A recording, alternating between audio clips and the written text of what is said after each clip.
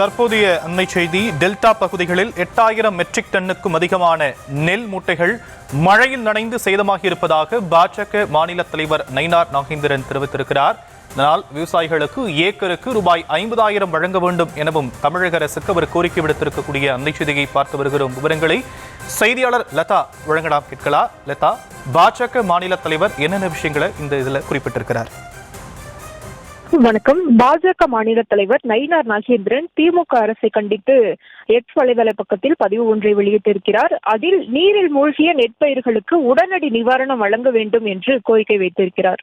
தமிழகத்தில் காவிரி டெல்டா மாவட்டங்களில் பெய்து வரும் கனமழை காரணமாக குறுவை நெல் சாகுபடியில் அறுவடை செய்த சுமார் 8000 மெட்ரிக் டன்னுக்கு அதிகமான நெல் மூட்டைகள் மழையில் நனைந்து வீணாகியுள்ளதாக வெளியாகியுள்ள தகவல் மனவேதனை அளிக்கிறது என்றும், அறுவடை செய்து 10 நாட்கள் கழித்தும் நெல் மூட்டைகளை கொள்முதல் செய்யாமல் விவசாயிகளின் பல மாத உழைப்பை உதாசீனப்படுத்தியுள்ள திமுக அரசின் ஆணவம் கடும் கண்டனத்துக்குரியது என்றும் குறிப்பிட்டிருக்கிறார். மேலும் விவசாய பெருமக்களின் வாழ்வாதாரத்தை காக்கும் வகையில் திமுக அரசு நெல் கொள்முதலை துரிதப்படுத்த வேண்டும் என்பதை நாம் தொடர்ந்து வலியுறுத்தி வருகிறோம். ஆனாலும் அலட்சிய போக்குடன் செயல்பட்டு நெல் மூட்டைகளை சேதப்படுத்தியது மட்டும் இன்றி அறுவடைக்கு தயாராக இருந்த 1 லட்சத்திற்கும் அதிகமான ஏக்கர் நெற்பயிர்களையும் தண்ணீரில் மிதக்கிவிட்டு விவசாய பெருமக்களை கண்ணீரில் மூழ்கெடுத்துள்ளது திமுக அரசு என்றும் குறிப்பிட்டிருக்கிறார். எனவே நானும் டெல்டாக்காரன் தான் என விளம்பர வசனம் பேசும் முதலமைச்சர் அறுவடை செய்யப்பட்ட நெல்லை போர்க்கால அடிப்படையில் உடனடியாக கொள்முதல் செய்திடவும், பாதிப்புக்குள்ளான நெற்பயிர்களுக்கு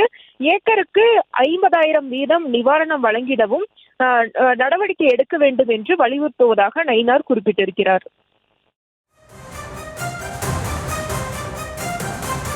தற்போதைய விவரங்களுக்கு நன்றி லதா.